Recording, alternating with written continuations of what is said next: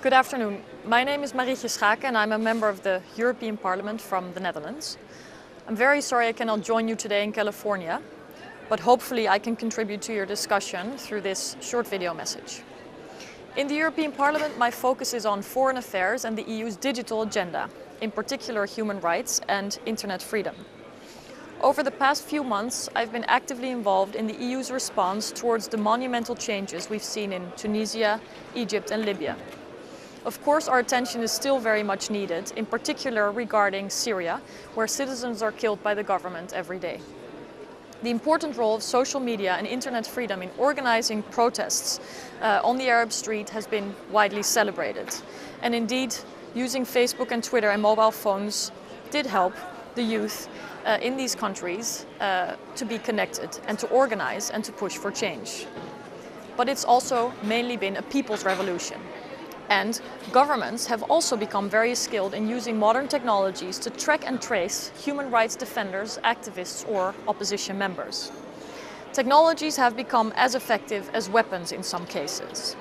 Over the past months, I've spoken to activists who were confronted with their own emails, text messages, phone conversations during their detentions.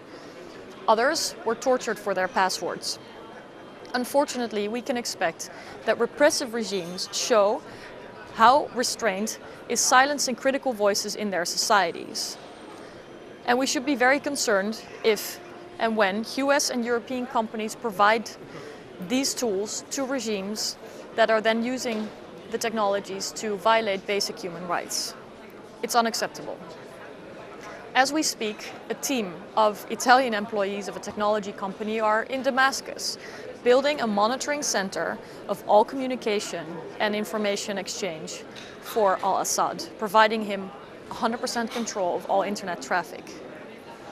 Will Syrian protesters still be able to upload videos of crimes that they've seen onto YouTube? In the European Parliament, I'm trying very hard to get internet freedom more highly on our political agendas. And this is a global ambition and phenomenon.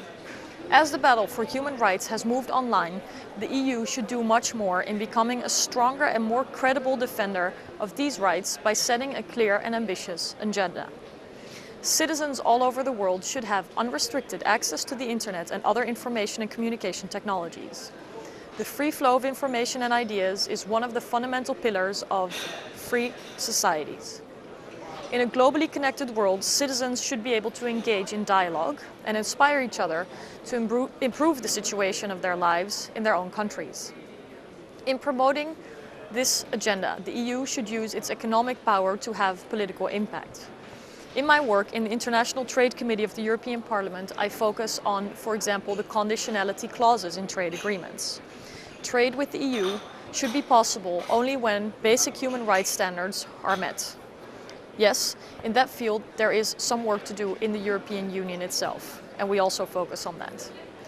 But today, we pay tribute to Mr. Thi Quan Do, who is a symbol of ongoing struggles and the fight for human rights in Vietnam.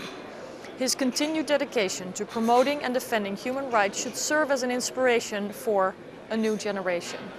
A generation that needs to find different and more innovative ways and use new tools in our changing world to address both existing and emerging problems. In a globally connected world, geographic distances have become less important and a borderlessness creates new opportunities and connectivity. But that also means that we cannot ignore the problems that are far away from where we might live, far away from our homes.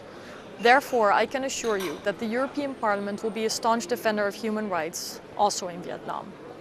Let today's conference be a celebration for those who have contributed to so much of improving the lives of many, many people, the lives of others. But also let today serve as an inspiration for those who will need our continued support in fighting for freedom, democracy and human dignity. Thank you very much.